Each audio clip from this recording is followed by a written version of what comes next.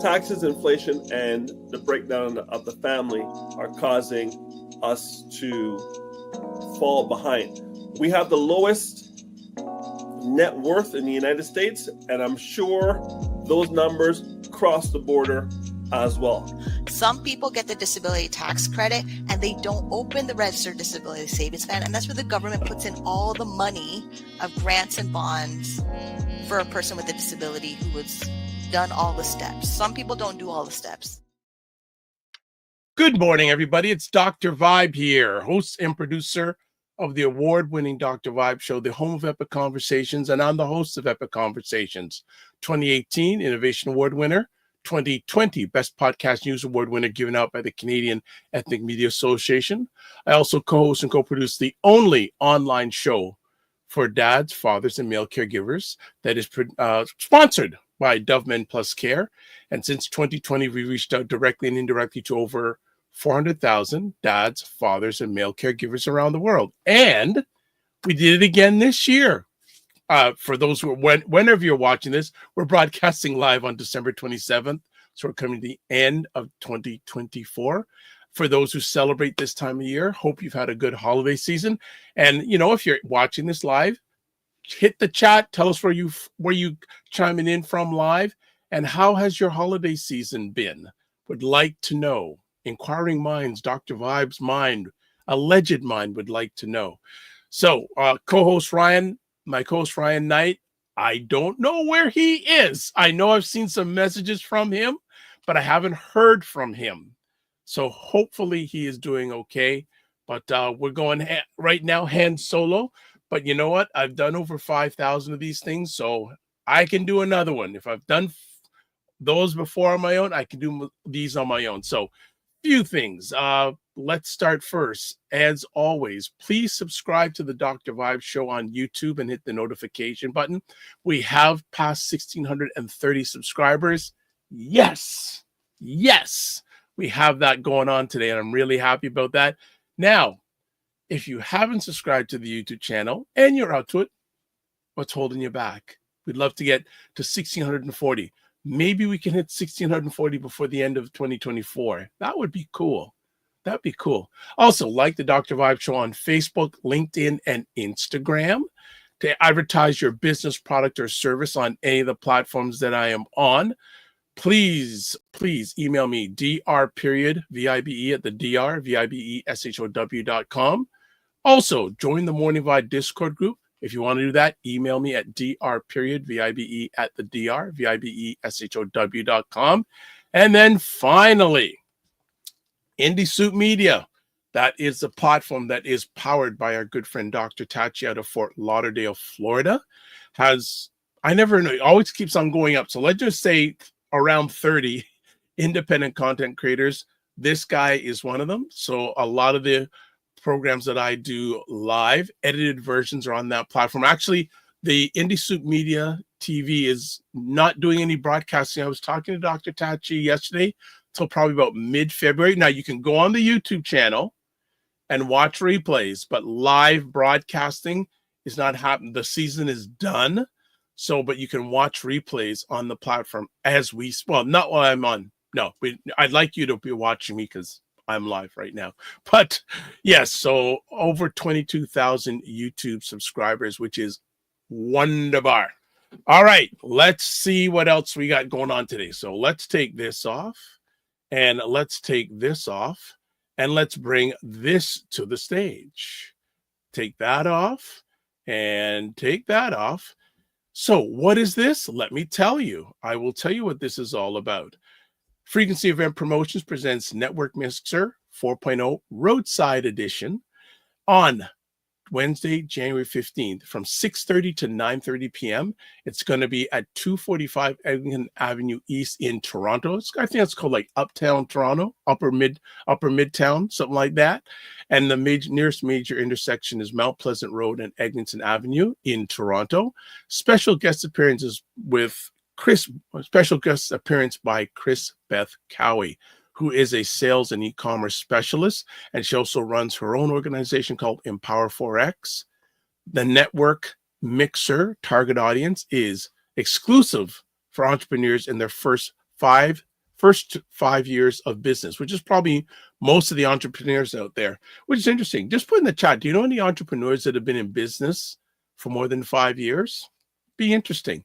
So the network mixer is to provide entrepreneurs with a better understanding of how to sell their products and services, put their perspectives and intended audiences. Let me read that again. Entrepreneurs with a better understanding of how to sell their products and services to their prospective and intended audiences. The mixer will also teach you how to leverage AI to transform your marketing capabilities. AI, it ain't going away. It ain't going away. What makes the network mixer an essential event to attend? It's a public platform that enables entrepreneurs to improve their business profiles. You experience the power of networking at the network mixer, where you will effortlessly forge meaningful business connections that can elevate your business, product, service, and your initiative. There is complimentary parking. There'll be a variety of light bites, vegetarian and meat options. Yay for the vegetarian options. There'll be giveaways, and Christopher, who powers the whole event, Christopher Lawrence, says, be prepared to network. So if you want to register, you can register now on Eventbrite. Type in the search bar Frequency Event Promotions to receive a 25% discount on your ticket. Use the promo code DRVIBE 2025. You can also register by emailing info at Frequency Event Promotions with the subject line Morning Vibe Show Network Mixer 4.0. So that was a long read, but hey, I survived it. So let's put me back on cam. Let's do this. Let's do this. Let's do this. So just the quick rundown of what we just did. There we go. Frequency Event Promotions presents Network Mixer 4.0 Roadside Edition, Wednesday, January 15th, 2025, 6:30 to 9:30 p.m., 245 Eglinton Avenue East. The special guest, Chris Beth Cowie, Sales and E-Commerce Specialist from Empower Forex. And ways you can register. 1, register at eventbrite.ca. Type in the search bar Frequency Event Promotions to receive a 25% discount. Use the promo code, there we go, DRVIBE 2025. Or you can do this. You can email info@frequencyeventpromotions.com with the subject line Morning Vibe Show / Network Mixer 4.0. Good event to check out, family. So what has been going on during the holiday season with everybody? Has anyone been able to take advantage of holiday season? Would like to know. So let's see who's kicked in on comments already. Fitness IQ Cam says, morning. All right, good morning, Fitness I. And I saw some of your Instagram posts you've been putting up. All right. She says, Scarberia, next question.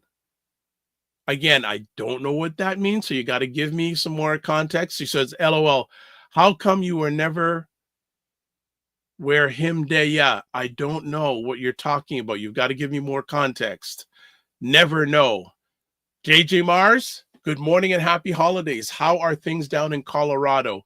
Want to wish you happy holidays. Everyone, happy holidays and a blessed and highly favored 2025. I'll still be here. We need you to be here. And then Minnie on Cam says, yes, me, 2025 is year 22 as an entrepreneur. Wow. Well, our friend that's going to be on today, Minnie on Cam, has been an entrepreneur for 22 years. Whoa. That's serious. That is really serious. 22 years. There's a book there. There's a book there. She's in the green room like this. I want to see your reaction when I say there's a book there. Okay, I saw a little bit of a smile and a little giggle. 22 years. Minnie on Cam, you need to write I suggest you write a book. 22 years of being a Black woman as an entrepreneur. All right, Fitness on Cam says, indeed. Gotcha. That's great. So what's been going on during holiday season, family? Or did anyone go out on Boxing Day? Did anyone do any? Okay. Yes. Mignon Cam says, yes, the plan is hire a writing coach. And Fitness IQ Cam says, make the book. Yes. All right. So what did people do during the holidays? Okay. So Mignon Cam says, I went out on Boxing Day, got myself winter boots, It was a nightmare, but I got it out in 2 hours. Okay, so we want to hear that when you come on live, how that went on. Okay, and JG Mar says, exactly what is Boxing Day? Okay, well, interesting. So what Boxing Day is, I don't know, that I can't remember off the top of my alleged mind what it is, but it's a day where stores offer sales because a lot of people get gift cards for the holiday season. So the stores encourage or bait you to come out and buy products. But one of the things about Boxing Day, a lot of the products that retailers offer, whether it's online or brick and mortar, are stuff they just want to get rid of. It's old inventory a lot of times. So people ask me, do you go out on Boxing Day?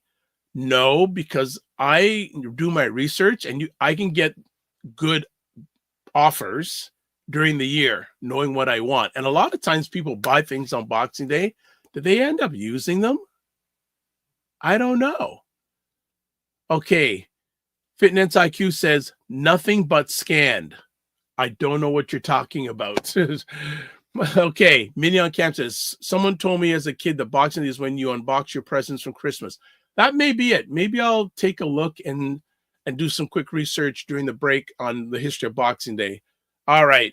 Fitness IQ says, went by my family friend and got my backside whipped by Monopoly on Xbox. Wow. When was I haven't played Monopoly in a minute. Like when I was younger, I know most of the people like Monopoly. There's another board game called Rat Race. I loved playing Rat Race. Monopoly, because I like to be different than the masses. I loved You know what? I know sometime during this year, I actually looked up online if I could get a Rat Race game. So you know what? I'd love to get that game and play with some people. Which reminds me, when you do get-togethers, does anyone play cards? Like I know a lot of people play this game Uno. Not into that. I like the board games. So what are some of your favorite board games? For me, Rat Race is the jam. I know other people maybe like Monopoly, but what are some of your favorite board games or card games? Would love you to put that in the chat. All right. So Minnie on Kansas, we went from Monopoly to the board game Payday. All right. So it seems that board games are a family thing. At the family get-together I was at, there was an intense game of Uno going on with about how many people? At least about 4 or 5 people. I just watched. Last time I played Uno was with my nephew, and he destroyed me. He destroyed me. As I said, I'm good. Fitness IQs. I loved Payday. Okay. JJ Mars says Risk and Sorry were my oh, what now? See, JJ Mars, you are my guy. Risk and Sorry. All right. I'm dating myself maybe a little bit. I loved playing Battleship. So some people may not know what that game is. That's what the internet is for. Go research. That's what that's all about. So yeah, okay. So this is good. We have our board games, but yeah, keep on putting them in the chat. Oh, Minnie on Camp says, sorry, Trouble and Ludo are the same game. I remember growing up, or not growing up, but I watched a lot of these old ads on YouTube because a lot of them I wasn't around for, and I just do a search on YouTube and see Trouble. That this kind of Trouble is lots of fun. I remember that I saw that ad on the YouTube. That was cool. JG Marsh says, I remember Battleship. It was a good game. Yes, this is good stuff. All right. So we got some people, we got some engagement going on. All right. So it is the last Friday of the year, not just the last Friday of the month, December, the last Friday of the year. And for those who know and those who don't know, we have Minnie on Cam going to give us some stories from the disabled lens. She's got a lot of good stuff, as always, to share with us. So what we're doing today is we're going to hang out with Minnie on Cam. Myself, no Ryan, just me, myself, and I. So I just want to check something really quick. Okay, good. I got to edit something really quick on the fly, so just bear with me. Okay. All right. So I'm just going to do that. Some things I have to do here, but we are getting help. We already have help. We're getting some help for the next few months. So in the next few weeks, you're going to see Dr. Vibe just being the focus fully on the conversations, but we're getting there. All right. So when we come back, Minnie on Cam is going to be with us, and she's going to lay it down in her wonderful way in regards to stories from the disabled community. So we will be back in, what am I going to do today? What am I going to do today? Okay, I'm going to do this. Here we go. Primetime Saturday with Aisha and Lala. Join Aisha K. Staggers and Laura Lala Key as they cut through the chaos and make some sense of the nonsense in American news and politics. Where is your getting out there and doing everything that needs to be done to get this man in office? Because I don't see it. Sharp insights, bold opinions, and a touch of humor. It's the show that keeps you informed and entertained. Only when it fits their benefit. Exactly. Don't miss Primetime Saturday with Aisha and Lala. Tune in and stay ahead of the headlines. Absolutely. Stay ahead of the headlines on Saturday evenings. And that's another thing. Starting in the new year, first of all, the next Primetime Saturday live show is going to be on January 11th. Aisha and Lala are taking a little bit of an extended break, and we're changing our start time. We're going from 7 p.m. on Saturdays Eastern Time to 5 p.m. Eastern Time on Saturdays. So we're going to be 2 hours earlier on Saturdays starting on January 11th. So that's a program alert. Program alert. That's what we're going to be doing. So thank you very much for tuning in to the Morning Vibe. And without, as my great associate, Dr. Tatch would say, without further ado, actually, someone has a comment here. Hold on. Oh, Fitness IQ says, oh no, is that because of the new starting time? Yes. Hey, the ladies wanted to move it up, so we are going to be now starting at 5 p.m. So there we go. So just a program alert. Just a program alert. All right. So let's bring her up. She has been with us for a number of months now. This lady called Minnie on Cam. And she's with us at the end of the year. So Minnie on Cam, who has the funky mic. What's the t-shirt say? Oh, it's from a conference I went to. It says break free. Okay. Yeah. Okay. How you been? I'm sleeping, I think. I don't know. You don't know? Because the CPAP machine, I literally have to wear the mask to bed. And some nights I'm taking it off. And then I have to put it back on. Oh my goodness. But like it's working. I know it's working. I'm less tired, less groggy. I'm working more hours in my business. I can walk more. There's less swollen. My feet are less swollen. Like I know it's working. It's just annoying inconvenience in the bedtime routine. Gotcha. Did you tuned in into the you tuned in? I'm pretty sure you were in the show on Monday with Ms. Stewart with the shoes for women who are 8.5. I was. What did you think? And then I mean, it's good. Like I'm a normal size foot. I learned that trying on shoes yesterday. But how was yesterday, by the way? It was a bad idea to go to Eaton Center on Boxing Day, but I really needed winter boots because there's a interview I do next week, and my shoes are falling apart, and I don't want them to look at my shoes. Got it.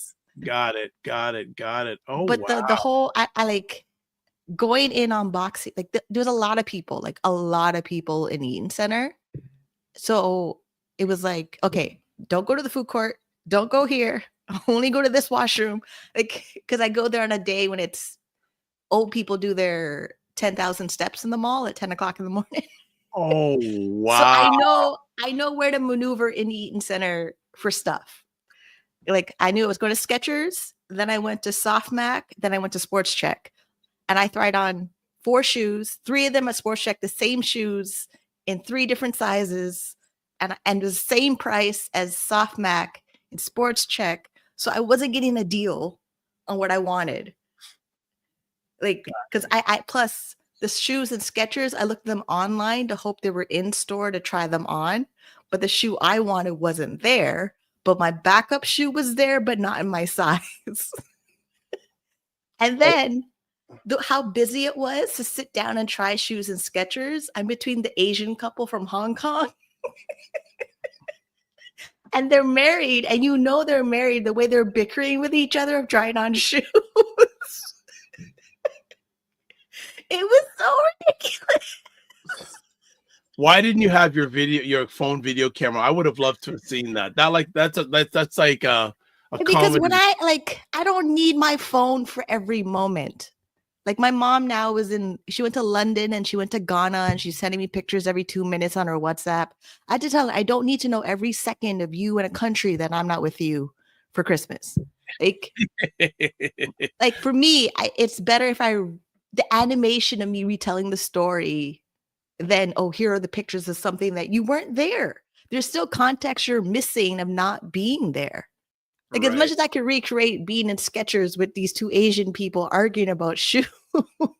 So for people who don't live in the Greater Toronto area, the Eaton Centre is the major mall in downtown Toronto, which I can't tell you the last time I was in that mall. And I have no interest in going in that mall, especially on Boxing Day, but no interest. I can't tell you the last time I went in that mall. So let's catch up on a few comments before we really get in. Fitness IQ Cam says, I'll only get to watch a little bit because of time. Yes, I know Fitness IQ time, the new starting time for Primetime Saturday clashes because you have your show, Things I Wish I Knew About Money, on around the same time. I didn't choose that. The ladies did. So we got to do what we got to do. Just watch the replay and then leave comments on the channel so it gets boosted in the algorithm. Yeah, algorithm. So there we go. So there she is. Good morning, all. Good morning, Dr. Tachi. So for those who have subscribed to the channel, you'll notice that I've been pushing around her next appearance on the show. So tentatively, she's going to be on next Friday. It all depends if Wayne Harris wants to do his Financial First Fridays, his first one in the new year, next Friday or the following Friday. So I've sent him an email, so I should know by the end of the weekend. We'll have the dates down for Dr. Tachi and Wayne, just to give a program alert. Dr. Tachi, when she comes on, eventually, she's going to talk about 2024, the year in media, tech, and pop culture. All right. Fitness IQ says, we all know which places are bad for Boxing Day. Absolutely. Eaton Centre, you would not catch me there on Boxing Day. And she goes, no, sir. And then she has emojis about the clashing times of the... That's right. Hey, Minnie on Cam told you what you need to do. So you focus on your show, and then you watch the replay of Primetime Saturday with Aisha and Lala. So no worries. But outside of that, how's the holiday season been with you, Minnie on Cam? I don't like my family. Ouch. Like ouch. Okay. I don't. It's my mom's in a whole nother continent without me. Didn't tell me all year that I got a plan to go. Like, did she not tell you she was leaving? No, she didn't. This is wow. Fitness Cam knows my rant. I gave her 2 of them all day, voice notes all day. Christmas was and then work. We do a lot of bonuses, cash bonuses of being on the website to broadcast. So everybody on there is miserable because traffic is slow. We don't have customers. We have bills to pay on this day. Like, it is between work and family, most stressful time ever, where I just shut down and played Sims, my video game, all day. And then because email money transfers came in from family for Christmas, I was able to get my winter boots. I haven't had winter boots in almost more than 10 years. Same running shoes that are falling apart. Hold on a second. How you survive Canadian winter without winter boots? I live downtown. Where am I going to go in a big pile of snow? All right. Like, really, when? Like, I plan to grocery shop when the sidewalks are clear. I walk to No Frills, I walk to Freshco, and then I walk back. I work from home. I'm never really in traffic. I know when to go to the mall at 10 o'clock in the morning because it's empty with senior people buying their coffee. Yeah, that's true. That's true. And everyone's gone to work, so the traffic exactly. is lower. There's nobody there. Same thing with the grocery store. I know it opens at 8 a.m. If I go before 1 o'clock, I get everything I need and come out and I'm fine. I even know what cashier to go to because she doesn't pay attention. Jeez. Exactly. Like, I have a life that a lot of people don't have because they work 40 hours a week in an office, in a job, commuting to traffic, buying coffee that they don't need, or get stuck in a Walmart for whatever reason. I'm never stuck in a Walmart. I plan when I leave out. I plan to buy my shoes. Yeah. So I was in and out in 2 hours to get my shoes. Yeah, you're good. So one of our producers says, "You play Sims? Finally, someone like me." Yeah. All right. So let's see in the comments. We got some comments here. Fitness IQ goes LOL about the family. She goes ditto. Minnie on cam. Respectfully, I'll get over it soon in regards to the family. She says, Dr. Tachi says, I haven't been to the Eaton Center in years. The last time was probably in 2014. And then Fitness IQ says, Cam says, is there a Walmart downtown? It's a Dufferin and Bloor. That's right. That's the closest one. And she and goes, it may be at Gerard Square over at Gerard and Danforth over there. And it might be. And I don't know if they closed that one down. I don't know if they did or not. That's a good question. But yeah, you're right about Dufferin Mall. The one at Dufferin Mall's been there for a minute. But yeah, it was there when I was in high school. That's how I know it's roughly still there. Yeah, that's a good question with the one in Gerard Square. And maybe Scarborough Town Center might have one. Yes. Oh, yeah. The Town Center does have a Walmart. But that was after, I think one of the first Walmarts that was built in the GTA is pretty close to where I live, is at Agincourt Mall at Shepherd and Kennedy. That one has been there for a long time. And the funny thing is about that mall, forever and ever, they've been proposing to build condominiums on that site. It's never happened yet. Right? Okay, so Fitness IQ goes, twice, and says, Backside, and then says, STC is not downtown. Yes, Scarborough Town Center. They'll call it Scarborough Town Center. It's STC. You don't call it the Scarborough Town Center. STC. Okay, fine. I still call it either it's Town Center or Scarborough Town Center. You and I, yes. Because I don't live in that neighborhood. I'm not upgrading with the language of the neighborhood. There you go. There you go. Yes.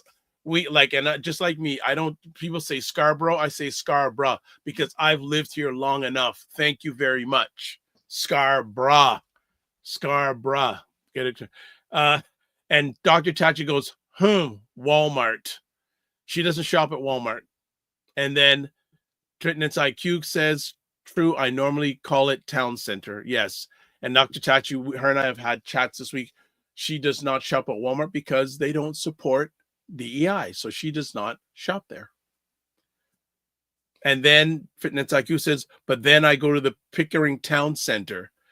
That mall, when it passes, the Bay, did the Bay close down from there? I've not been in that mall for a long time. It just looks like really outdated, at least from passing on the highway. Square One was like that in Mississauga. It was, if you didn't know, there's a movie theater in the mall when they moved it across the street. Because my cousins, when they were teenagers, they would go to Square One. I have been in that mall for a long time, Square One, and whenever I go there, I get lost. It just, I just like because their hallways are super long.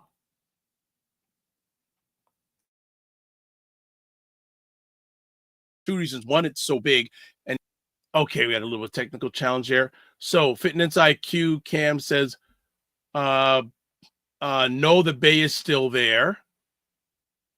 Okay, Dr. Tachi says, me not shopping at Walmart actually started well before this whole DEI thing. They've always had a deplorable, that's a Dr. Tachi word, deplorable way of treating their employees, but to each their own.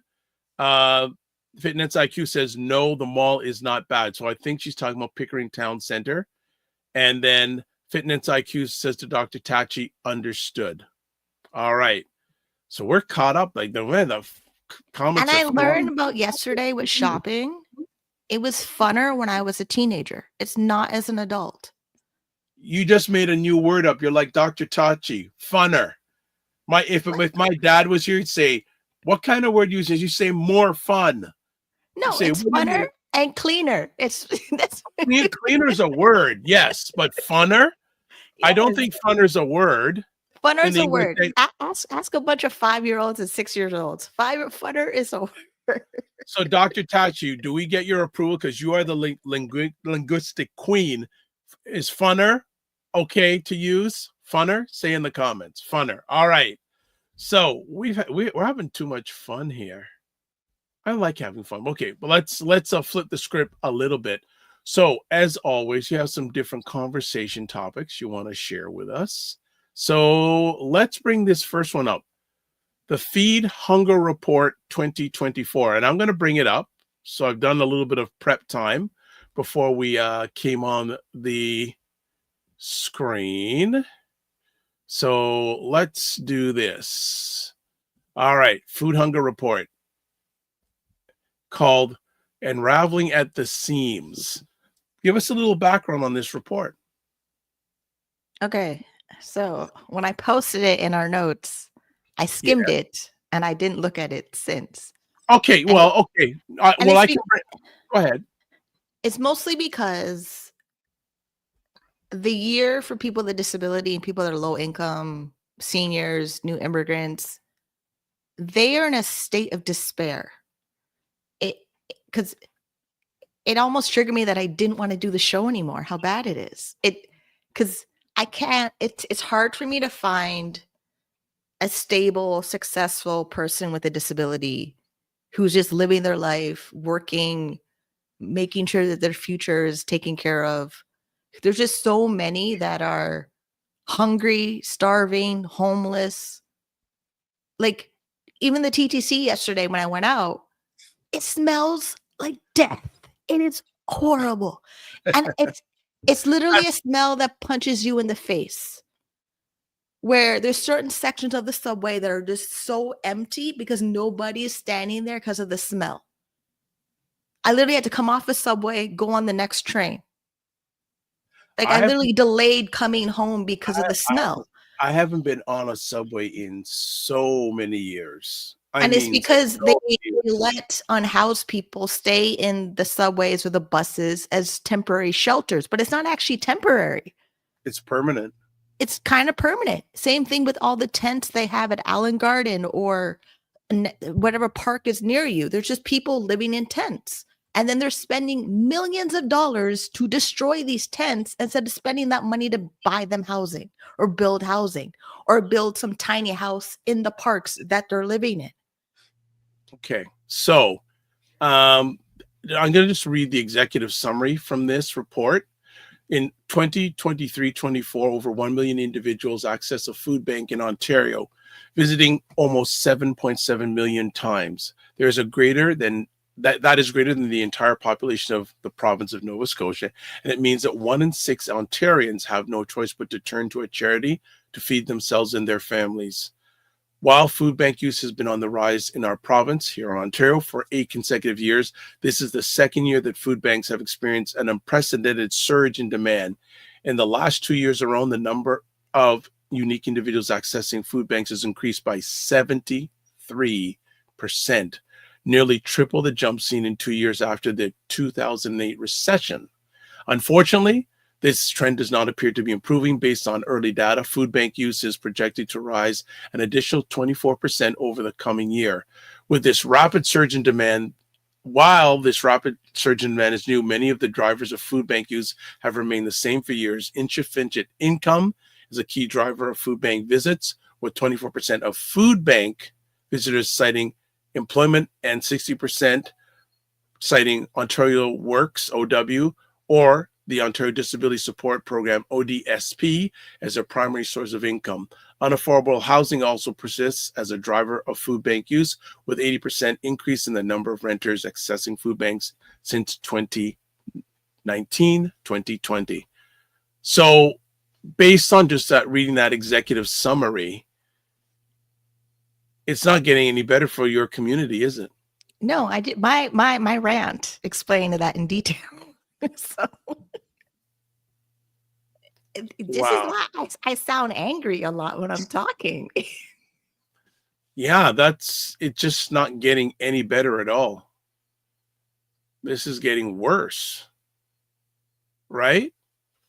Yeah, it is. And then the other report of We got disability. we're going to cover all those. No worries. We're going to I get. know. It's just I'm trying to find a not despairing comment, and there isn't one. Like, Okay. it'll get me angry. It always triggers an emotional response of anger, because like how the train of election is coming soon. Yes, provincially and federally. And I don't know how many times I have to write my MP a letter. And what for? Like, luckily it's not printed. It's not on paper. It's digital. Or when they knock on my door and do the canvassing and I'm talking to them. But the lady that was knocking, and I answered the door. Most people are not answering the door when people are canvassing, but I did. And the note she wrote down on her clipboard. Like, how many times I have to write my MP a letter that you're failing people at the poverty line and you're making sure new immigrants are living below the poverty line? So here, a few things. First, I want to catch up on some comments. Dr. Tachi says, are malls in Canada experiencing the same diet that they are in America? I believe so, but I don't go to malls. So people who go to malls, you can tell me more than that. Minnie on campus, slowly they need to turn them into residential properties. And Dr. Tachi gives approval. You can use whatever language you want. I'll take funner for $200, Alex. And Fitness IQ Can says, listen, the TTC, man, I can't wait for me car. And Minnie on Camtree's multi-purposing says yes on the funner. And Just Toronado, what is up, Just Toronado? Go check out her channel. Subscribe to our YouTube channel. Does great stuff early in the mornings, inspire and thrives you and put you in the right mindset when she's on. Greetings to you also. Thank you, Just Tornado. Minnie on Cam. Hey, how I run into you over here. So okay, hold on a second. You two know each other digitally. Okay. Yes, because of Doc Pops. So the Doc Rob has a YouTube live that I'm in all the time. And I make comments that make him laugh. Okay. And then when I check my subscribers on my YouTube channel, yes, Just Tornado is a new subscriber on my channel. Yeah, she's on mine too. And I got to catch up because a few weeks ago I was up and I saw she was on and it was so good. And I got to get back to it. But I am watching replays. And also, Just Tornado, I love the posts you're putting up on YouTube. I am sharing them with other people. So please, if you can, continue those. They are your posts, your live show is the bomb. Your posts are as good. So those posts are really good stuff. And I'm saving them and I'm sharing some of them with selective people. So thank you. And she goes, Just Tornado says, yup, Ecam fam. It's Just Tornado. I am challenged by EVMux. I don't know if I want to go to EVMux because I think some of the user functionality is not there yet. I have to decide. So I may have to reach out to a good associate that we both know, Kirk Nugent, to see if I can do a class with him just one-on-one trying to navigate EVMux. But that's an offline conversation. But I have a conversation piece for you, Minnie. What percentage of people that you communicate with in the disability community are accessing food banks? All of them. So, except for me, I don't. And it's because I still have my business online that makes me income. And I switch my business online for one of the companies I work for to pay me daily.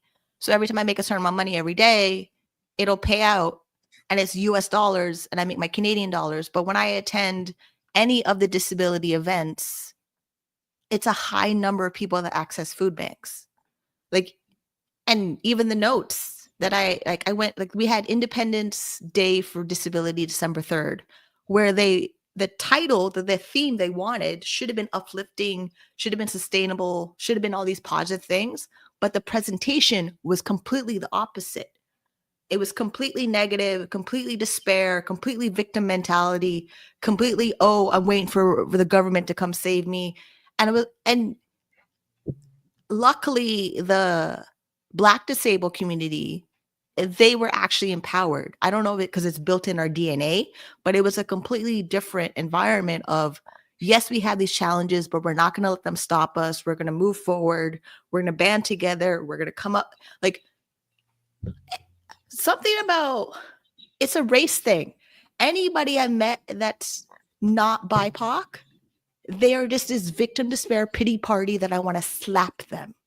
And it's mostly men. It is. The whole year is in my head. What do you want me to say? Be nice about it? It's not. No. They're like, they get their they have a disability, they fall apart. They get their disability checked, they fall apart again. I have to dig around the internet to find white male people with a disability who are doing something. Wow. And luckily, it's because the way I post on my LinkedIn, I post on my LinkedIn in an education and empowerment type of way. I'm not posting in a way that, oh, come save me. Oh, I forgot to pay this bill, like on Twitter.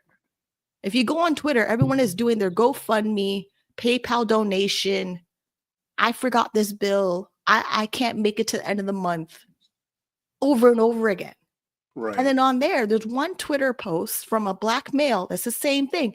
Every bill that he's behind on every month is the same bill he's behind on every single month. And then there's me, who's on the internet. Yes, I'm nudity involved, but I'm making my money. I'm not letting the government sit there and just give me $1,368 a month.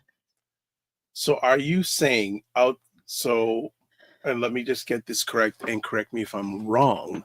Are you seeing a lack of resilience from those who are non-BIPOC when it comes the non-BIPOC? They don't know how to do it.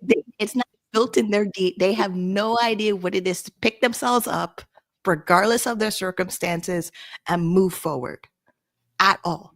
They fall apart and they lie down and they do nothing. Okay. I have no other way of what words to use to describe what I see every month this year.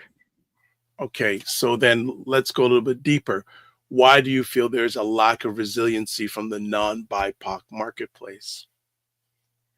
Or what? Okay, why? What reason do you feel? It's their privilege. Like when they were working, they had a high level of male privilege.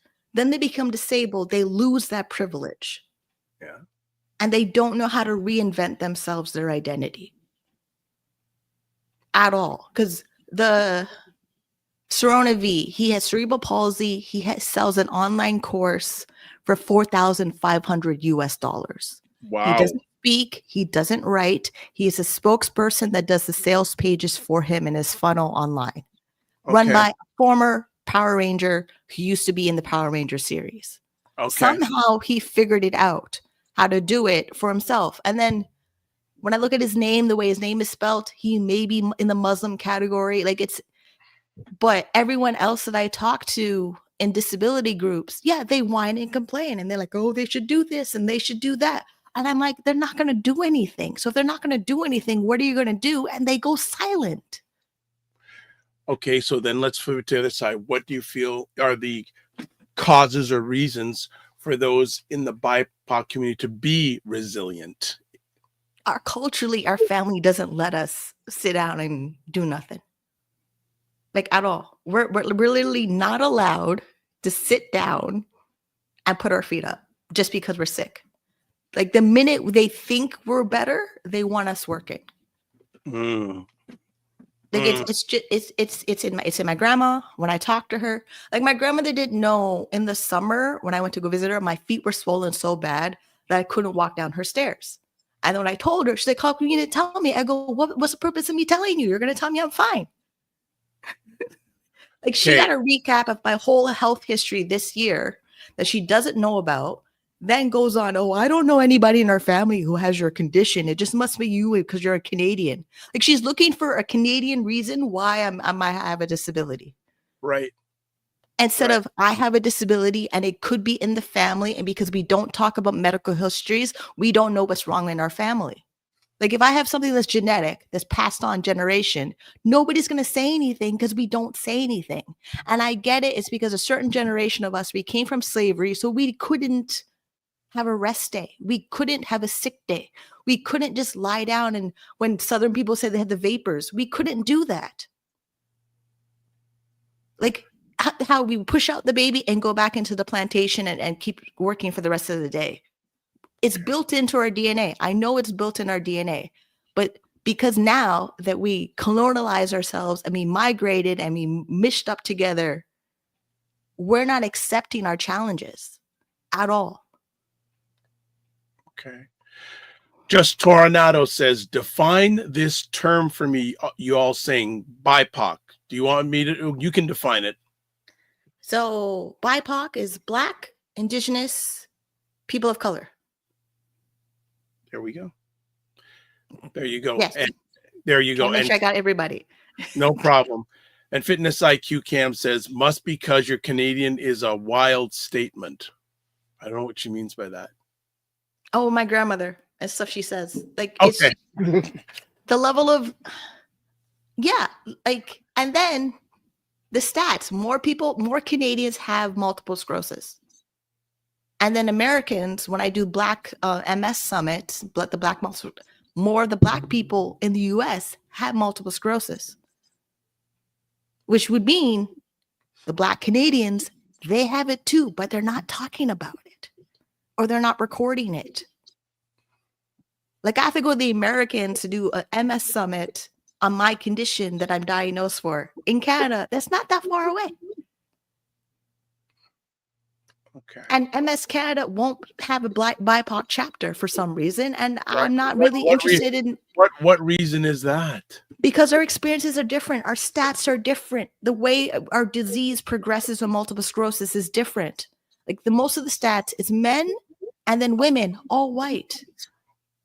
Any presentation that I go to and I ask them, do you have stats of Black BIPOC people? They don't have an answer.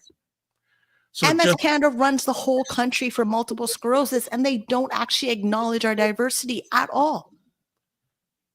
Hold that point just for a second. I want to get to Just Tornado saying, because she got Just Tornado is in now. Here we go. She says, it's a misguided mindset. I could ask for $500,000 to help others and get no traction. LeBron James can ask and have the money before sunset. She also says, people don't help those who are in need. People help people who want to help people in need. Make it make sense.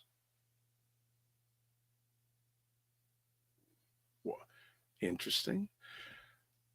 So, and I know you touch on it periodically, but I want you to, especially because it's the end of the year, the discrimination in the BIPOC, in the disability community. Give us your lens about the discrimination that is in that community, if it exists. It does. It's based on what they think your disability is, and they're not medical people. Like when I apply for my disability benefits, it goes into an office and a regular healthy person reviews my file. It's not done by a doctor who specializes in my condition. It's not done by another person with a disability who understands the challenges. It's done by you. It's done by Dr. Tachi. It's done by a person who's well-minded and fit and can work 40 hours a week and think, oh, I just need to rest for 2 days and go back to work. Like I have to prove my disability to people who may never have my disability. And then we have policies like the Canada Disability Benefit, and they're giving $200 if you're eligible after you have the disability tax credit and your income stays below $40,000 to get $200 a month that the province of Ontario still hasn't announced will they claw back that amount. So basically, Ontario's $1,300 a month. The Canada Disability Benefit is $200 a month. If I get both, Ontario would reduce their $1,300 by $200 because I get $200 in the Canada Disability Benefit. I'm still below the poverty line by 50% that I'm expected to live on in a high cost area of living downtown Toronto in Ontario. It doesn't factor all of those conditions ever. Okay, but and I appreciate that. I want you to zero in on the race factor when it comes to disability access, whether it's finance, just moving around. It starts in the medical system first. Like Okay. having a disability, someone has to diagnose me with it first. And then if I didn't first pick my BIPOC family doctor first, it would be a white doctor diagnosing me, because I purposely chose who was my family doctor in 2004. I went out to different walk-in clinics. I asked who was taking on patients full time. I found someone who was a woman who was BIPOC, because of me remembering as a kid when my cousin had a hard time with her doctor and she wanted a female doctor, and the family had this big, huge discussion about it. I was like 9. I barely understood the purpose of having a female doctor. But when I got older, I did. I needed someone that looked like me, that had a similar body to me, that if I tell her I'm going through something, she would actually have firsthand experience. And luckily, yes, now she's doing the menopause series in her office. And now that I'm turning 40, I have that full-time access of that. But anytime she sends me a referral, like the vascular surgeon, the neurologist, the neurophysiologist, they're all white male doctors. They don't read my file. They don't read my file. I have to be lucky, like the colonoscopy doctor who actually listened to me when we had a conversation about my medical history. Like he asked me questions, there was follow-up, he understood my jokes. It was a nice rapport. I don't always get that. So the whole discrimination starts in the medical diagnosis first, then as people's ableist views of disabled system since the 1800s, when they wanted to put me in an institution and lock me away like I don't exist. And we still believe those stuff. We still believe stuff that still harm us, and we're not changing it for some reason. Okay. So just doing a reset here. We are chatting, hanging out with Minnie on Cam. We're talking about the whole world of the disability community and the challenges they face, from access to economic to emotional, all over the place. And we're just talking now. And hey, anyone who is live, please feel free to ask questions, making comments. A number of you are engaged in real time. Appreciate that. Keep it going. Keep it going. So Minnie on Cam, then, if we're looking at the end of the year from your lens, and again, correct me if I'm wrong, it's not getting any better for those in the disability community, especially those who are Black, but you are seeing some advocacy from that group, correct? Yeah, there is. There is. But I've only found 2 that fight for the Black disabled community. And then Race and Disability Canada, they're connected to Dean Services, which is the Muslim disabled organization. They try to do globally for BIPOC people. Like they sent out an email for Palestine and Gaza and things like that. So, but then I learned from Ashay Community Foundation for Black Disabled Canadians, they don't get funding. Oh, So like they send the same report to the government for funding. They don't get it, but a white organization will. And it could be that I have sensible conversations and I put my words together and people are telling me things, but it's just a good indicator that I need to save myself. And if I have money, I donate to charities that need funding. So because everything sorry. I access as a person with a disability, I get split up in different identities. I get split up in a women organization. I get split up in BIPOC organization, or I get split up on ODSP organization. Even ODSP Action Coalition, majority all white, don't understand the racism. MS Canada, I'm in a co-ed group of men and women, and then I'm a women group. The male groups doesn't understand racism experiences of accessing healthcare at all. They were questioning me if it was true, like I'm insane. Okay. So just Tornado, thank you. Some great questions. First question she has is, I came in late, so sorry if I have been asked, if it's been asked, but what do you think is the root of this issue? I think you did explain, but if you want to expand on root causes, did you cover it? I know you covered some of it in a few moments. Colonialism since the 1800s. Okay. And probably before that, because there's a time when if you had a child that was disabled, you put out in the woods and you let the wolves take care of it. You're kidding me. We did. People just like to forget certain things we did to traumatize our human condition. That part I didn't know. I know there's been there, but that is really crazy. Just have the child out in the woods and Yeah. oh, wow. Especially if they were little people. Mm-hmm. Like, and then they learn that little people can have regular size babies. But they're a high risk pregnancy. And then they question their ability to have their children because of their size, when their brain functions just like everybody else. Mm. Like the movie The Other Sister, it was about a couple who both have Down syndrome. They were together as a couple. They end up getting pregnant. Then their whole family were questioning their ability to raise a child, but they wanted to do it. So they spend the whole time fighting to raise their child.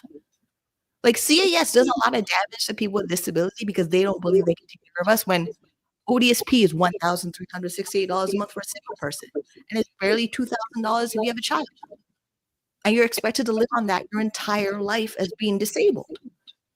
They set us up in a horrible condition and then tell us we're not doing good enough because they set up us in a horrible condition. We don't have the tools and resources to do the things like an able-bodied person would do. Right. But we know we have the capacity to do it because our brain functions that way. Gotcha. Like, we're learning the same thing. Our brain processes the same information the same way as everybody else. It just may not communicate the same way if they had cerebral palsy and affects their speech, or like depending on their disability. But I learned that a person with a disability processes the same information just like everybody else when watching my cousin. He has cerebral palsy and autism. He's nonverbal. The family was talking about his dad. He went to go vomit. Right after they had that sentence, he physically became sick. Gotcha. Instead of him being able to tell the family, don't talk about my father, you have no business talking about my father, like a Jamaican person would cuss them out, he went to decide to just be completely ill and not eat food anymore. That told me he knew exactly what we were talking about until they spent a half an hour trying to apologize to him when he understood the apology.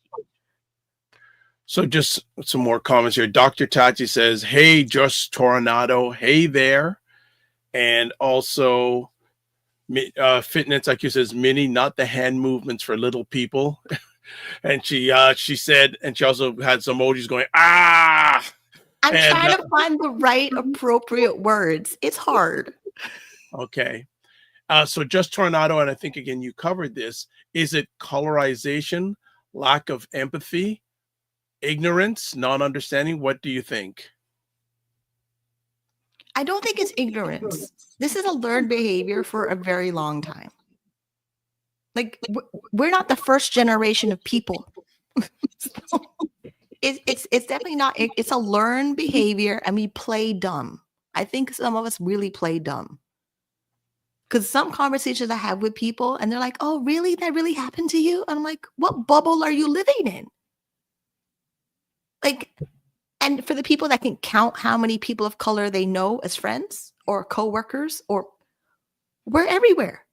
We're 7 billion people on the planet. A good chunk of us have dark melanated skin. There's 1.3 people on the planet with a disability across the world. 1.3 billion people. That's one. And you're going to tell me that, oh, we don't know what's wrong with the challenges of people with disability. There's 1.3 billion people. You can't tell me you can't talk to everybody who is physically able to have a conversation with you or learn their different style of ASL sign language. You know, there's sign language in Patois now that I would really like to learn if I can go learn it. Because when I was at the table from the funeral at the wake, there was 3 people that spoke in sign language. And then I wanted to jump in their conversation. It's a completely different skill and it's hard. I can't talk as fast as I do here. I have to slow it down so it's translated so that the person who speaks with ASL can understand what I'm talking about.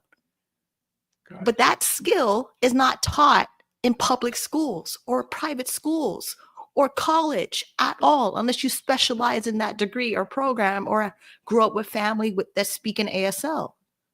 But if we all learned it we wouldn't have to be doing half the yelling that we're doing. We can actually yell in silence.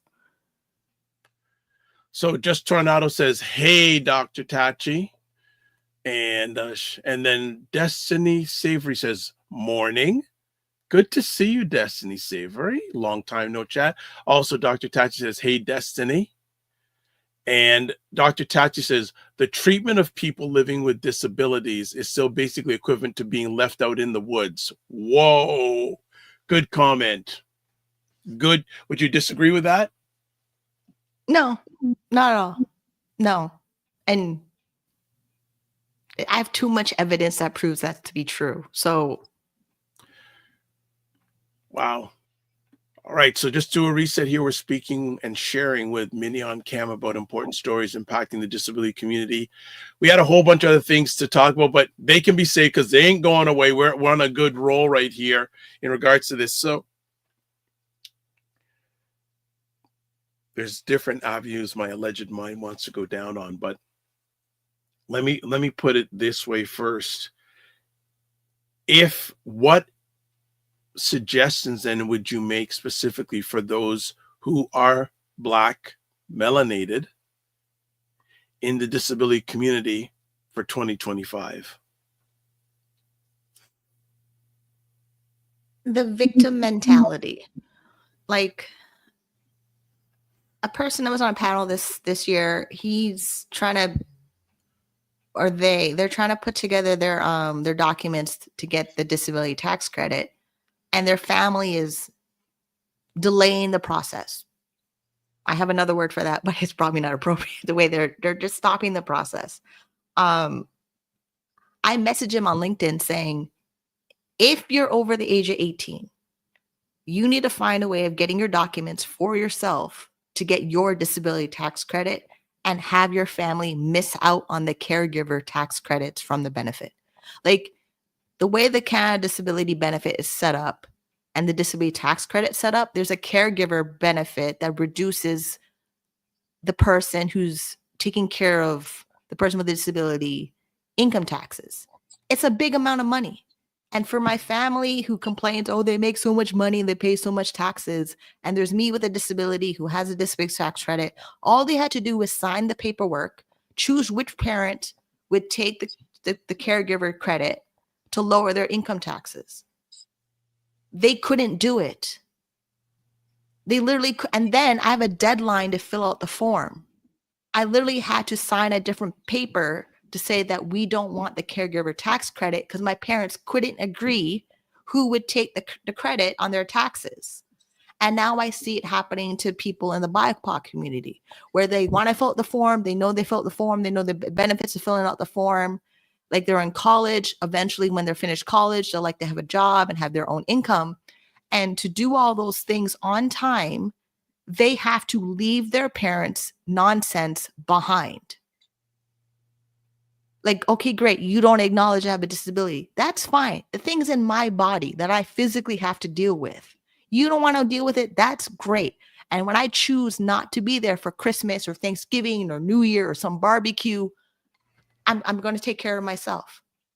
So everything about the BIPOC community where we set boundaries, they don't like it. I don't care. I have a question there for you, because some people who I communicate with say they don't like the BIPOC thing because it isn't, the focus isn't 100% Black individuals. It doesn't have to be. We culturally all go through the same problems where, like, how certain generations send money back home. Yeah, I don't send money back home, and I'm not going to. One cousin called me to ask if my mom send them money. I go, I'm not your secretary. Right. Because I'm not. And then just because I'm now in like an older adult and I have my own money and whatever, it's my money. It's in my account, in my name that I sign for every time. Okay. You're not a joint account member. I'm going to take care of me. I wake up every day for me and me alone. There's nobody else. It's me. If I can't do it, I'm not doing it. Those things. And then it's also like, I thought it was just like Caribbean, African cultures. No, it's an Asian, it's an Indian. We're expected to carry the whole family because we're doing better, or they think we're doing better when we're actually carrying a whole lot of debt and payday loans and all those things. We're not doing better. We're just better at maybe having good credit. And then some of our family ruins our credit, puts stuff in our name. Got it. If I'm supposed to do your retirement plan, don't mess up my credit before I turn 18. Right. So just Tornado says, two-part thing here.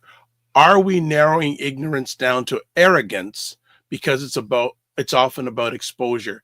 If someone hasn't been exposed to certain experiences, knowledge, or perspectives, they can be expected to fully understand them. But ignorance doesn't have to be permanent. It's a condition that can be changed with intentional effort and exposure. And she also says, as I always say, expectation is the breeding ground for disappointment. I'm nodding because of the expectations and the effort and exposure. The effort is the big thing. Like, I'm setting boundaries right now. My mom constantly sending me pictures of her being in Ghana. I don't need to see it. It makes me feel bad. I'm telling you that. It makes me feel bad when you send me pictures of you having fun in a country without me. She's, oh, I like sending pictures. You know how badly I'm going to send her back that you're making me feel bad for sending the pictures. Please stop. She's not going to listen to that. I have to put her on WhatsApp and her iPhone and block her number until I'm ready to unblock it, hoping that she may be back in the country. Right. And then, great. So there's a whole generation. My grandma and everybody don't believe I have a disability. Okay, they don't have to. That's fine. I still need to go to my doctor's appointments. I still need to take my medication. I still need to make sure my health is good. I need to make sure to reduce my lymphedema, hypertension. I still need to take care of everything for me medically that my doctor told me that I trust says is my condition. You can come to me with the appointment. Even if you come to me with the appointment, it's me they're talking to of the health condition. Great. Okay, it helps that I don't carry the whole burden. But for you to actually help me, support me, you have to be in the same reality. If we're not in the same reality, it's not going to help like people with a disability or people with a health challenge who are not on disability actually have the support system they need to actually live well with the disability. Because every time I go into a doctor's appointment, they're asking me, who is my support system? Who's going to help me with this medical procedure or take me home or make sure I take my medications? Or if I lose my mind later on in life, who's going to be my proxy to take care of my financial affairs? I don't have an answer for those people because I don't have anybody I trust to do those things because they're not in the reality of this is my condition. Okay, let me just stop you right there then. In the Black disabled community, is your experience the norm? In regards to the lack of family support, etc., resources, I'm really getting down here because I'm a very, very, very, very deep in regards to the Black family. So is this experience that you're having with your family, is that something that is commonplace that you are hearing about when it comes to Black disabled individuals? Yeah. Okay. And it's everything I heard in the Shea community town hall event. Plus with Fitness Cam being a caregiver for her dad, all her venting highlighted exactly what I'm talking about. It wasn't like, it's both sides. If the older family, they have a health condition and they need a support system to take care of them, they don't want the help. They don't want to appear weak. You have a health condition. Some of their health conditions are strokes and seizures and things that make them physically unable to not here. Yeah. Wendy Williams, I watched her documentary series on the follow-up. She is gone, but nobody can tell her she is mentally not here. So they're entertaining her not cognitive here. And now they recorded it and it's on TV and it's a series. I have to go find part 3 and 4. And then Sinbad had a stroke. Sinbad just disappeared and took care of himself and he's gone and he'll say a few messages here and there and that's it. And then Denzel Washington, he became sober. Like the level of conditions that we have, either we take care of it in silence or it's publicly talked about. There's never something in the middle. Right. Dr. Tati says, indeed, the pressure that some immigrants felt to send money home is often the cause of their own stress and illnesses. So then I want to come back then. What can the Black family do to help those Black individuals who are disabled? Not everything can be solved in church. Sometimes you actually need medical intervention. And it really depends on the condition that you have, whether it's cancer, multiple sclerosis, autoimmune disease. There's so many conditions that we have. The bigger our population gets, the more health conditions we have and mutate of disease. We've seen this with COVID. The amount of people that are going to end up getting long COVID that may cause another condition later on, another autoimmune disease response. There's a new generation that's going to need that support. And then if we're going to be like, oh yeah, you're faking it. No, we're not faking it. It's in my body. You can't see it unless you go to the doctor and look at the scan, that they make the scan the same time. Like, there's just certain things that we go through. Yes, we all have our own challenges, but we also feel the pressure of not talking about them. Like, this is why I'm not. This is like that's the root cause of why I don't go to my family. They want to drink, smoke, play games. I don't want to do that. I can do that on my day off when I play Sims on my YouTube channel. Back to the Sims. Oh God, I have to find out what this game is, because I before it's today simulated people. It's simulated people, and you literally can make the game live lives better than you with cheat codes. Okay, like I said, I'm I guess a foreigner to this world. I didn't know what that was until it was brought up today. So again, this is what I'm saying. The Black family could help this situation, but it sounds like in many cases they are not. They have to, like the 12-step program. You first have to be aware there's a problem, then aware that you need help of the problem. Like with my family not acknowledging things I experienced. Like I left home at 18 years old, answered an ad in the paper, and that was better than staying home. And there's the economic opportunities part of it too. And they weren't fully, they thought I didn't want to be at home and obey the family rules. No, I was going through a lot of trauma and I didn't have a safe person in my family to talk to about any of it. And then when they did know about it, I was fully outside of the house, living in my own apartment and going to therapy. Like I had to leave my house to get therapy. And then I had to leave my house to get social assistance. Then find my own family doctor who took care of everything that I'm able to be stable and supportive now. My family doctor for me is my second mom. She's been like, even I was at my worst, I would still show up at my family doctor appointment. She always saw me no matter what. She didn't like the choices I made, but she saw me for all of it. My mom can't say that for all of it because some of it she caused. Mm-hmm. My dad can't say that either. Some of it he caused. So what again, I'm going to come back to what does the Black family, and I don't not only just mean the micro family, but I don't like using the word, I'll just say the larger Black family. What calls to action do you have for them in regards to assisting those who are Black and disabled?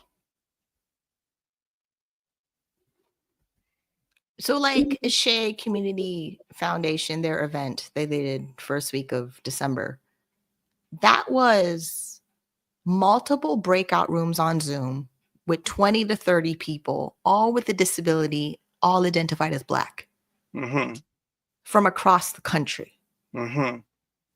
We still have a generation of people who don't believe in that at all. Like we came together as disabled people to help other disabled people because we're Black and disabled. Like, and the challenge, our family don't even want to be aware of what's happening. They want to just drink and like check out and disassociate and not be there. And then with us coming together. Like some of us need a different family to talk to a different BIPOC family because they're not listening to us. Like they don't listen to their actual children that they had. Like you wanted to have the child, you wanted to raise the child develops their own opinion and thought process and behaviors, and then you don't want the child anymore. You can't control a person, like at all. But you can encourage qualities that they're strong at. Like me having an opinion, you know how hard it was to get my family to hear my opinion? I had to leave the house for them to hear I have an opinion. Or life experience, or wisdom, or knowledge, or things that I access that they don't access. But if they knew me, they would know I research everything all the time. I naturally do it. No, it's not applied in school, but school makes it boring. Like how I make all the notes for all these shows all the time, pretty quickly. I'm impressed. I've done it 7 times every time where I just send you a link. This scheduled show that wasn't really scheduled, that became scheduled, I had notes ready to go. And there's January and February ready to go. But my family doesn't let me explore that skill at all. They were too busy with my sister being a doctor, athlete, going to the Olympics, living in California, that they weren't there to like make sure my talents and stuff that shines. I had to leave. So got some comments here. Fadhilat Salyuddin says, we share your concerns and we're in your prayers, I hope. Okay. And Just Tornado says, the places that hurt you aren't always equipped to heal and validate. These dynamics are layered with guilt, denial, and unhealed traumas. It's facts. Facts. Absolutely. And I have all the evidence to support that statement. Well, and I say I get back to the Black family, right? Because just as just Dr. Vibe's lens, the most powerful unit that Blacks have is the Black family. That's the greatest source of wealth. And I'm not just talking economic wealth. I'm talking emotional wealth, spiritual wealth, financial wealth. All those things is the Black family. So one of my big concerns is if the Black family isn't equipped at the best of times, when you bring up situations where there is disabled members of the Black family, that even makes the challenge even greater. And the challenge, it wasn't there when I just had multiple sclerosis. It was there when I was being diagnosed with bipolar disorder. So like as a teenager, I'm having pretty severe symptoms of depression and bipolar, of hypermania and psychosis, suicidal, all those symptoms. My family they were at work. Mom and dad, grandma all work jobs that are 24 hours a day. Bus driver, nurse, never home. They could have come home and I wouldn't be there. The way that I planned certain things as a teenager, yeah, if the boyfriend didn't call me on the phone that day, I wouldn't be here. So Minnie, and all those things that we go through and we don't talk about, and like how there's so much jewelry crime right now going on, it's because that family is not talking to those children. Yeah, that's a whole other conversation, and some people are bringing that. But like, I was coming home at 4:00 in the morning, and I wasn't doing crime at that time. I was just out 4 in the morning with a boy. But they're escalating. The way you express anger and trauma and frustration and like the emotions that need more skills to process, they're doing it in this environment. Like if the level of I can refresh a page and somebody's harming another person or robbing another person, that is because they don't have the tools they need to do the thing they need to do to solve their problems. So with the disabled community, as the situation from your lens worsens, what are some things that can U-turn it? Well, we have a healthcare crisis, then we have a housing crisis. Our basic needs are not met. And they're not met where they're fully funded. Canada disability benefit coming out of $200 a month in July 2025, it's not going to do anything to lift me out of poverty. It's not. Like, we need to fully make sure our safety net is catching people. Whether it's a universal basic income or we raise our existing social assistance limits. Like this morning, I looked at my CPP, OAS, GIS estimates. You know, one of them I get $27 a month when I turn 64 because ODSP makes me apply for it when I turn 64. I get $725 GIS, OAS, as long as my income is eligible for those programs. I get half of what I get now from social assistance when I turn 64. That's 20 years from now. 20 years are going to happen very, very fast. We already have a broken healthcare system.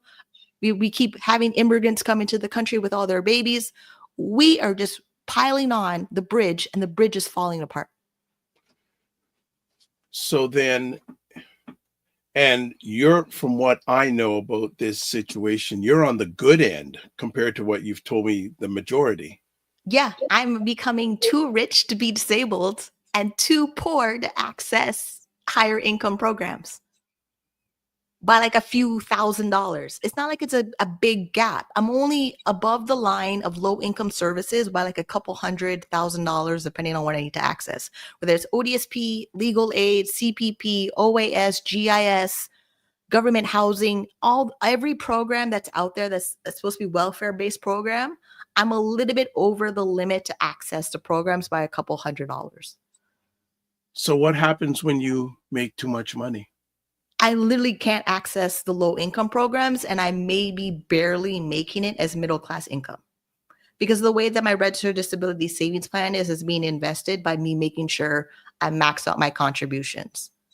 Like, it's now going to hit over $100,000. I'm 39. I need to access that when I'm 60. The next 20 years of growth in the stock market is what I'm depending on, which is a whole different problem I never had before because I was so worried about survival. Do I have food? Do I have clothes? I just bought winter boots. I just bought these. Yay! I was waiting to see them. Like $135 plus tax to get these that may last me 1 to 2 years. And then knowing me, I'll wear them until they fall apart. And then someone's like, oh, you need to buy more shoes. I go, are you going to buy me more shoes? Because if it's not on my budget, I'm not buying my shoes. I literally had to say, you need to do this and buy it and not like use that money to go pay some other thing in my budget.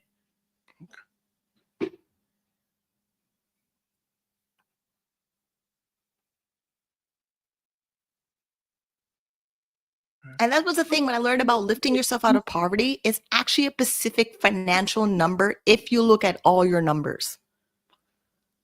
And this is where financial advisors, and they're trying to help low income people, they don't know what they're helping. They've never experienced that environment at all. Like, I can't just go take advice from anybody. I need someone who actually understands the social assistance benefit, the policies and legislation in that benefit, all the income milestones, markers, limitations, restrictions they created in that benefit. And then I have to work from low income poverty up. Like, I'm below the poverty line, and then we're trying to get me above the poverty line, and then middle class income, and then higher earned net income. All right. So fitting inside. And it goes in reverse. There's a Congress guy who had the article for the Toronto Star, who was in politics, had a really good high paying career, who became homeless for a whole year. So you could be up there in your high little income thinking you're fine, and then drop all the way down to the bottom, and there's no safety net to push you back up. Right. Like, if you lose your income as a high income person or a middle class earning income to social assistance, Ontario Works is $733 a month for Ontario. That's a program that everyone could access just because they're out of a job. If you max out EI and you max out all the other benefits and you didn't get long-term disability or short-term disability. And then if you have a disability, you're applying for ODSP. That's $1,368 a month.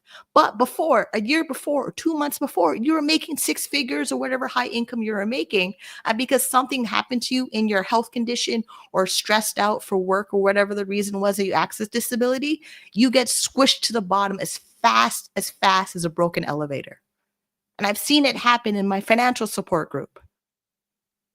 She was having a high income working at a bank. Now she's on social assistance. She has no idea what to do now. She's to navigate social assistance. All right. So Fitness IQ Cam says, can we congrats on your accomplishment of your contributions? She also says, to your shoes, they look comfy. And she also says, trust they do. They have to fake the funk too. There's a reason for the fake it till you make it statement. All right. So we're at the end of the year. What's your vision for 2025 in your personal journey? And then what's your vision for the greater disabled environment? It's Hunger Games. The line which you said, may the odds be in your favor. Like, I know what I'm doing. I talk about it all the time. I give Fitness IQ Cam screenshots of my investments all the time. But for other people, the mindset, the habits, the behavior, the belief, the consistency, they get up and do it no matter what, regardless of what, like, I still have to work, even though I may be experiencing one of my symptoms.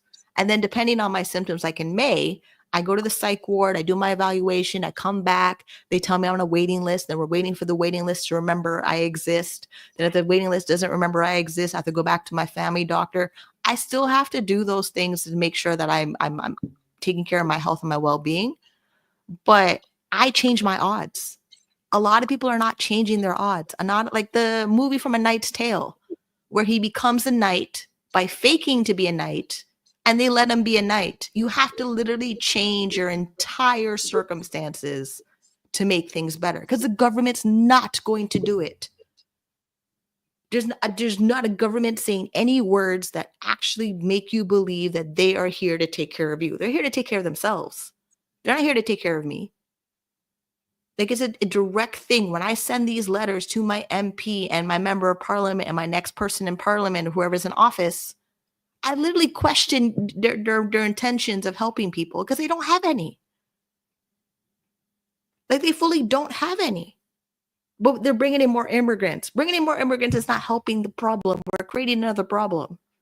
Because when we bring in more people in the country, we're bringing their illnesses, we're bringing their trauma, we're bringing their damage, or we're bringing their family history. And we're not setting up a support system to make sure that they can heal from them. Okay. That's a wrap. Any final words? Yeah, may the odds be in your favor. I really hope people make it to 2026. Maybe I like that. Maybe odds being, and in order for the odds to be in their favor, they've got to do something about it, right? They can't wait. I think by Minnie not saying anything and her face, she agrees with what I just said. No, I would say more, but I'm just going to repeat what I just said. That's all. No. That's good. It's all good. Okay. Fitness IQ Cam says, me too. But something's got to give. Yeah, that's the concern. I think we're seeing it all around. Things are giving. The giving, and just how deep is it going to get? Does it have to? I said that when the bridge is broken. There's a TV show where they don't fix the bridge, but they keep crossing the bridge. Then they want to do some big annual celebration, and they had everybody in the town on the bridge. They all drowned. Yeah, I think it was interesting. I was listening to a commentary the other day, and he was saying this about America, that we're watching the decline of the American empire, and maybe in Canada we're watching the decline of the Canadian empire. Justin says, very eye-opening conversation. Thank you both. Hey, I just steer the ship. Minnie Cam drives the ship. All right. Minnie Cam, thank you for taking time monthly to come on the platform for this year. Are you good? Are you good for next year? I mean, I need to go back and check my notes to see if they make sense for next year, because there could be some new article that pops up in the new year. And I'm trying not to, and I'm also trying not to make it about how great and wonderful things are going for me either. Like, it's really, because look, even today's conversation, we didn't even touch hardly anything. So we got enough content for the new year.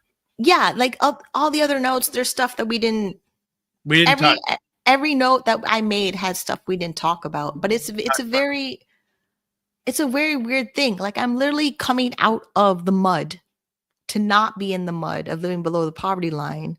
Well, that's the thing. I think we have to be with you during the journey. Not when you get there, but being in the journey is just as important, if not more important. Yeah, and it is because, okay, great. I didn't see my family for Christmas, but they helped me max out my registered disability savings plan. There you go. And everything in math that says once you hit over $100,000, it gets easier.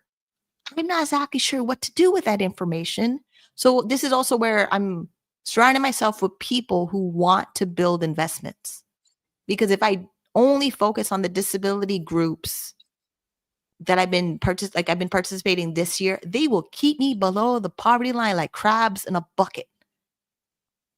Like I have to fly with eagles. Like I literally I can't be a crab in a bucket. It's just not, I'd be the one that dies. It's just like I have to leave the bucket and run as fast as I can away from it.